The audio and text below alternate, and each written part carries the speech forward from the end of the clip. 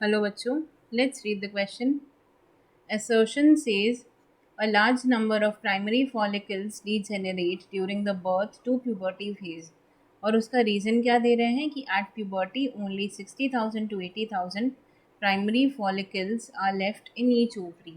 So देखिए यहाँ पे हमारे लिए की कॉन्सेप्ट क्या हो जाएगा, गैमेटोजेनेसिस, और यहाँ पे एग्स की बात हो रही है तो बेसिकली oogenesis की कॉन्सेप्ट क्या है.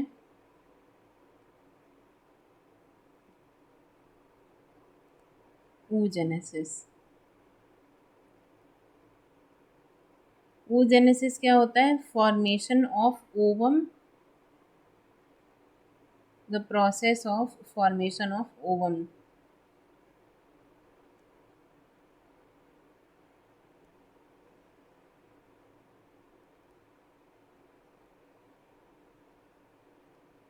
सो देखिए होता क्या है कि फीमेल्स में जो प्राइमरी जर्म सेल्स होते हैं उनसे माइटोसिस होते होते कई सारे प्राइमरी फॉलिकल्स जो हैं ये कब बनते हैं? जब बर्थ, मतलब जब जाइगोट एम्ब्रियो फेज में होती है फीमेल, उसी समय ये बन जाते हैं. यानी कि before birth a million of a million primary follicles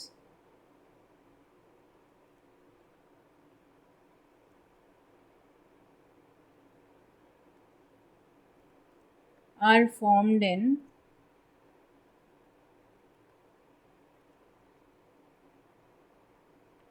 ovary before birth.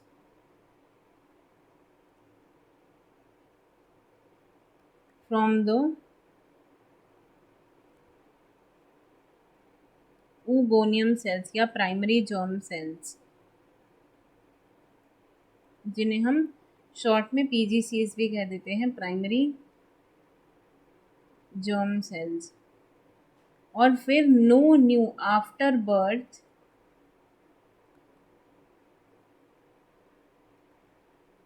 No new follicles are formed. यानी कि बर्थ के बाद फीमेल्स में कोई भी नए फॉलिकल्स फॉर्म नहीं होते, no new follicles are formed.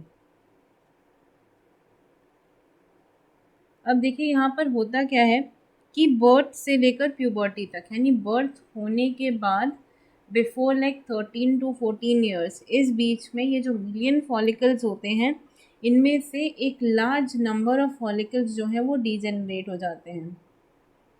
So primary follicles, many number of primary follicles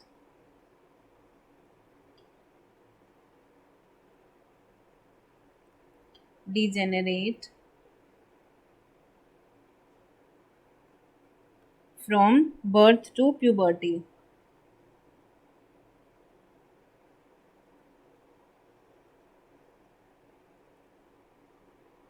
यानी कि पहली चीज़ तो ये बनते हैं बर्थ से पहले, और बर्थ से प्यूबर्टी के बीच में इनमें से कई सारे जो हैं वो डिजेनरेट भी हो जाते हैं, प्यूबर्टी. तो ये आपका बेसिक यहाँ पे कॉन्सेप्ट होता है. और प्यूबर्टी जब रीच होती है तब हर ओवरी के अंदर कितने प्राइमरी फॉलिकल्स बचते हैं? Only 60 to 80,000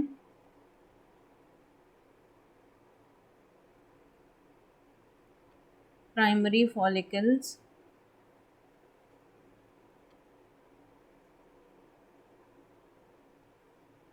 are left in each ovary. Her ovary में इतने ही जो है बचते हैं, मतलब प्यूबर्टी पे पहुंचने तक, लेफ्ट इन ईच ओवरी. इसके बाद इनमें प्यूबर्टी पे रीच करने पे ये जो इनमें जो सेल डिवीजन अरेस्ट हो गया होता है at the time of birth, ये क्या हो जाता है, ये शुरू हो जाता है. फिर ये सेकेंडरी फॉलिकल बनाते हैं, एक पर्टिकुलर सेल साइकिल फेज तक आके ये फिर अरेस्ट हो जाता है इनमें डिवीजन. और इसके बाद ये डिवीज़न कब कब पूरा होता है, जब यहाँ पे फर्टिलाइजेशन होता है। पर वो एक बहुत ब्रॉड टॉपिक हो जाएगा। सो यहाँ पे मेन बात यही है कि ये जो प्राइमरी जर्म सेल्स हैं, इनसे जो प्राइमरी फॉलिकल्स हैं, ये कब बन जाते हैं, ये बर्थ से पहले ही बन जाते हैं, करीब 1 मिलियन के करीब। और जब ये बर्थ से लेके प्यूबर्टी तक डिजेनरेट होते होते कितने बचते हैं हर ओवरी में, 60,000 to 80,000 इन ईच ओवरी। तो यहाँ पे देखिए ये जो असर्शन है, a large number of primary follicles degenerate during the birth to puberty phase, ये आपका असर्शन एज अ स्टेटमेंट बिल्कुल सही है। और इसका रीज़न ये क्या दे रहे हैं कि at puberty only 60,000 to 80,000 primary follicles are left in each ovary. ये एज अ स्टेटमेंट तो सही है, पर हम ये नहीं कह सकते कि ये असर्शन का एक ट्रू एक्सप्लेनेशन है। अगर ये सेंटेंसेस रिवर्स होते, मतलब रीज़न असर्शन होता और असर्शन रीज़न होता, मतलब कि एट प्यूबर्टी, प्यूबर्टी के टाइम पे केवल 60 से 80,000 प्राइमरी फॉलिकल्स ओवरी में बचते हैं, क्योंकि एक large number of primary follicles puberty से, बर्थ से प्यूबर्टी के बीच में डिजेनरेट हो जाते हैं। तो ये बिल्कुल सही असर्शन भी होता, सही रीज़न भी होता और प्रॉपर एक्सप्लेनेशन भी होता। लेकिन यहाँ पे क्या है, यहाँ पे उल्टा है। तो ये दोनों स्टेटमेंट्स अपने आप में सही हैं, लेकिन करेक्ट एक्सप्लेनेशन इसका नहीं है। Reason is not the correct explanation of the statement. तो यहाँ पे आपका आंसर क्या हो जाएगा, option B will be the correct answer.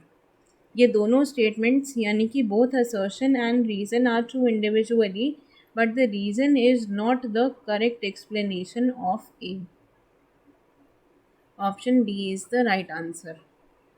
यानी कि a large number of primary follicles degenerate from puberty to birth to puberty is correct, and only 60 to 80,000 are primary follicles left in the ovary. This is also correct, but the reason is not up to the mark.